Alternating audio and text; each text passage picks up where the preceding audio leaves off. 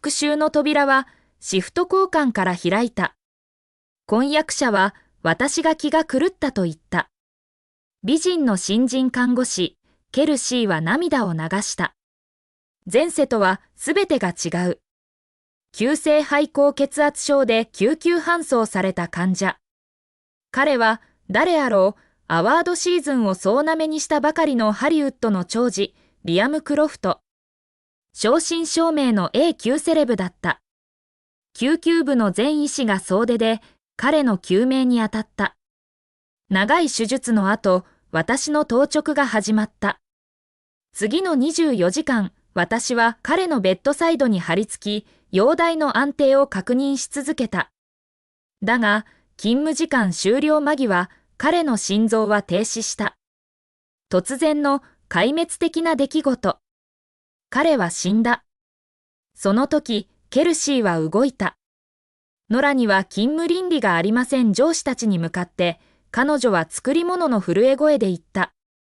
彼女、シフト中にこっそり廊下に出てスマホをいじるのが好きなんでしょうけど、彼女の目に涙が浮かんだ。あれは人の命ですよ。どうしてそんなに無責任でいられるんですか？そして婚約者の E さんが彼女の隣に立っていた。彼はスマホを取り出し、過酷なトリプルシフトの後に愚痴をこぼしている私の録音を再生した。それが彼の証拠だ。君がこの仕事に疲れてるのはわかるよ、ノラ。彼は失望に沈んだ声で言った。でも、それが人を死に追いやる理由にはならない。その後は、雪崩のような非難だった。リアム・クロフトの家族と熱狂的なファンたちは、私の必死の説明を無視し、訴訟や告訴の嵐を起こした。病院は私を解雇した。その後に訪れた鬱は、息苦しい毛布のように私を包んだ。そして、工業用の強力な配管洗浄剤の入った瓶を持って現れた熱狂的ファンが、最後の仕上げをした。私は化学薬品の白く焼けつくような痛みの中で死んだ。そして死後、私は見た。ケルシーが看護師に昇進するのを。彼女が E さんと結婚するのを。二人が長く幸せな人生を送るのを。それから私は目を開けた。そして戻っていた。リアム・クロフトが私たちの ER に運び込まれた、まさにその日の朝に。1. トラウマルームさんに急げ。子宮だ。ノラ、何をぼんやり立っているんだ。ER のおなじみの制御された混沌が私を現実に引き戻した。青いスクラブの海、モニターの規則的な電子音、医師や看護師の緊迫した切り詰めた声。私はその時、ストレッチャーに乗せられて急ぎ足で通り過ぎる彼を見たリアム・クロフトだ。本当だった。私は生まれ変わった。そして全てが始まった日に戻ってきた。ノラ、手伝わないならせめて邪魔にならないところへ行って。ケルシーがきつく言い、私の肩をぶつけながら部門長のアルブライト医師のそばへ好印象を与えようと急いだ。私は彼女を見つめた。怒りが胸の中で炉のように燃え上がる。彼女は私の評判を台無しにし、私の恐ろしい死の舞台を整えた張本人だ。今度は心の中で静かに誓った。二人のどちらにも勝たせはしない。ケルシーが手に持った小瓶を見て、アルブライト医師は眉を潜めた。それは違う薬だ。彼を殺す気か、ケルシー？出て行け。彼女が ER に来てまだ巫女ぜ。彼女の無能さはリスクだった。冷たい笑みが私の唇に触れた。部長、私にやらせてください。私はスムーズに前に進み出て、呆然とするケルシーを押しのけ、彼のそばに立った。ケルシーは私を睨みつけ、怒りに歪んだ表情を浮かべて、トラウマルームから退いた。前世と同じく、リアムの手術は成功した。そして前世と同じく、私は夜間の見張りを割り当てられていた。前世と違って、私が最初にしたことは、看護師を見つけてシフト交換を依頼することだった。それが終わると、私はウィロークリークの自宅マンションに車で帰った。両親が一括払いで買ってくれたマンションだ。E さんと婚約して以来、彼はまるで自分の家のように入り浸り、ほぼ同居状態だった。私の世話をするためだと言っていたが、この場所を自分のもののように扱っていた。2. 前世、E さんと私はアルブライト医師の紹介で知り合った。彼の家は労働者階級だったが、野心家で向上心が強かった。付き合ってほぼ1年。私が親密な関係になるのを待ちたいと言うと、彼はその決断を尊重すると言った。私の死後、初めて真実を知った。彼はケルシーとずっと寝ていたのだ。私は自分のベッドでぐっすりと深く眠った。翌朝、出かける前に玄関ドアのキーパッドの暗証番号を変えた。その小さな解放行為の後、私は病院へ向かった。スクラブに着替えたばかりの時、患者病棟近くの廊下でケルシーとばったり出くわした。まあ。一晩中働いた人にしては、驚くほど元気そうね。彼女は、受動的攻撃的な甘さをたっぷりに込めた口調で言った。どんな化粧水使ってるの？絶対教えてよ。私は彼女を無視して歩き続けた。彼女は呆れたように鼻で笑った。今朝のニュース見た？昨日の患者さん、リアム・クロフトだったのよ。ゴールデングローブ賞を取ったばかりの。彼のファンが病院の外に陣取ってるわ。彼に何かあったら、この病院、引き裂かれちゃうかもね。彼女は効果的に間を置いた。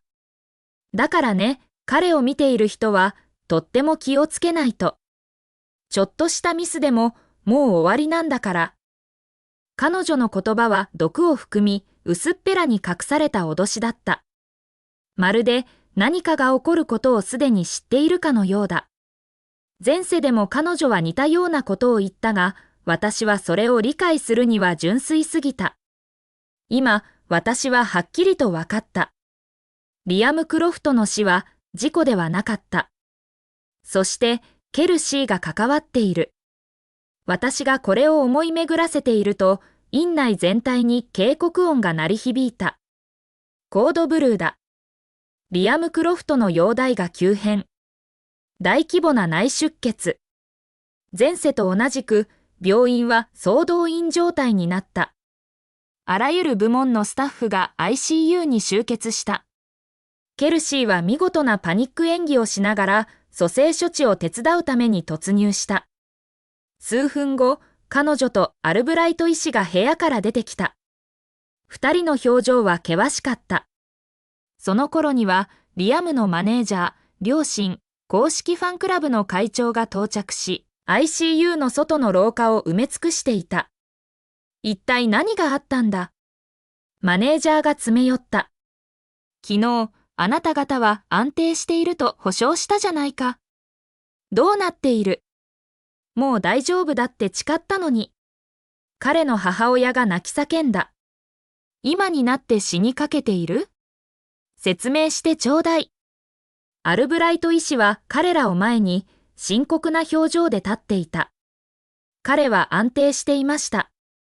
バイタルも正常化していました。どうしてこんなに急速に悪化したのか理解できません。彼の言葉はリアムの父親によって遮られた。なんてことだ。もし息子が死ねば、この病院は全責任を負うことになるぞ。部長の顔が曇った。混乱が広がる中、ケルシーは私を一別し、目をきらめかせて、柔らかく心配そうな声で言った。昨晩、当直で見ていたのはノラでした。彼女は、みんなに聞こえるくらいの声で囁いた。彼は出血しており、高熱と重度の感染症の兆候があります。抗炎症剤と解熱剤は3時間ごとに投与されることになっていました。時間通りに与えられていれば、こんなことにはならないはずなのに、彼女は含みを持たせて言葉を切った。こんなことが起こるのは、当直看護師が時間通りに薬を与えなかった場合だけです。彼女は深く息を吸い、私をじっと見つめた。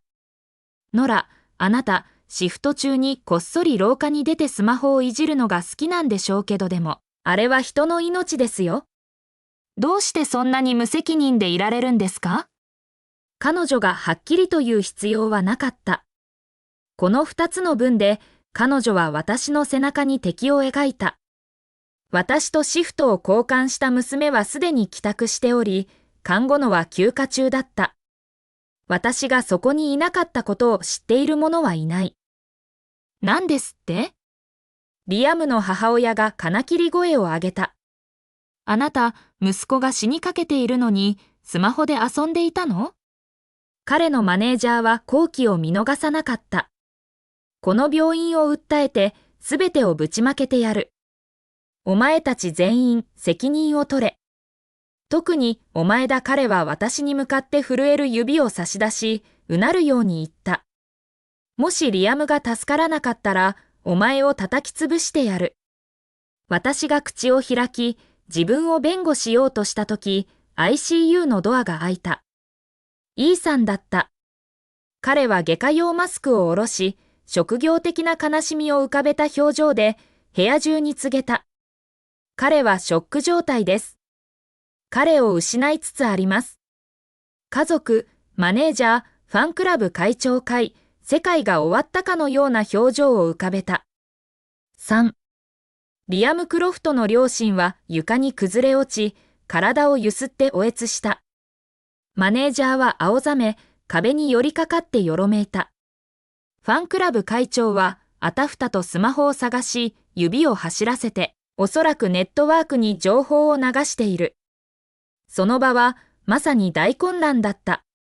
ちょうどその時、病院の管理者が危機を知らされ現場に到着した。そしてどういうわけか、外で陣取っていた記者たちが警備を突破してしまった。彼らがフラッシュを焚き、マイクを伸ばしながら廊下に流れ込んできた。報道陣を見て、リアムの母親は新たな力を得た。彼女はよろよろと立ち上がり、震える指を私に向けた。この人です。彼女は悲しみに引き裂かれた声で叫んだ。私の息子を見ているはずなのに、スマホで遊んでいたんです。薬を飲ませなかった。もし息子が死んだら、この病院とこの役立たずのアバズレのせいです。カメラが一斉に私に向けられ、目がくらむようなフラッシュの連打。記者たちは管理者に殺到した。院長、病院の致命的な過失は本当ですか？なぜこのような無責任な看護師を重要な患者に割り当てたんですか？故意だったんですか？管理者は言葉を失った。リアムの母親は私に襲いかかり、私のスクラブの襟を掴んだ。私は息もできなかった。人殺し。彼女は金切り声を上げた。息子を返しなさい。私は息を詰まらせながら言った。私の否定を聞いて、ケルシーの顔に正義感に燃えた憤怒が走った。嘘をつかないで、ノラ。それはあなたの当直でした。今朝、あなたが廊下でスマホを見ていたの、見ましたよ。私じゃない。私が説明するより前に、イーさんが前に出て、前世と同じようにスマホを掲げた。ノラ、今度は行き過ぎだ。医師として、君のことをかばうことはできない。彼は再生ボタンを押した。その録音が緊迫した沈黙を満たした72時間連続勤務の後、自宅で彼に愚痴をこぼしていた私の疲れ切った声だ。私はその会話を忘れていた。彼がそんなにも卑劣に録音するとは思いもしなかった。管理者の顔が石のようになった。野良彼は危険なほど低い声で言った。何か言い分はあるのか？私はゆっくりと長く息を吐いた。皆さん、本当に私のせいだと思うんですか？私は落ち着いて尋ねた。その態度を聞いてよ。ファンクラブ会長が叫んだ。こんな人は刑務所行きだ。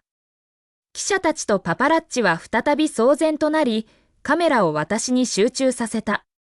イーサンとケルシーは好機を見逃さなかった。これから逃げても無駄だよ。ノラ・イーサンは哀れみと非難を完璧に混ぜ合わせた声で言った。自業自得だ。正直に話しなさい。ケルシーがそっと付け加えた。これ以上抵抗したらもっとひどいことになるよ。ノラ、本当のことを話してよ。イーサンが促した。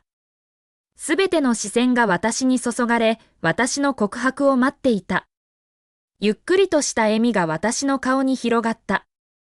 皆さん、それほど確信があるんですか？もちろんです。ケルシーがきつく言い放った。患者さんの容体は、当直看護師の過失が直接の原因です。言葉でごまかそうとしても無駄です。イーさんは管理者に向き直った。院長、昨夜当直だった看護師の即時解雇を進めます。これは刑事事件です。うちの病院は、そんな人をかばうわけにはいきません。私は長い間、これを待っていた。ついに、その時が来た。私は怒らなかった。笑った。そして、騒動を切り裂くように、はっきりとした落ち着いた声で、こう言った。当直看護師のせいだと皆さんがそれほど確信されているなら、話す相手はアメリア・リードさんですね。昨夜、私たちシフト交換したんですから。その言葉が私の唇を離れるや否や、ケルシーは息を飲んだ。ありえない。私は今朝、あなたが廊下でスマホをいじっているのを見たんです。私はくすりと笑った。それは、私がちょうど出勤して、シフトの勤怠を記録していたからです。私は、アルブライト医師に視線を向けた。部長、アメリアさん、あなたの娘さんですよね。昨夜、私と彼女がシフトを交換しました。その効果は瞬時だった。アルブライト医師の顔がこわばった。ケルシーとイーさんはただ、口をポカンと開けたまま、まるで石になったように立ち尽くしていた。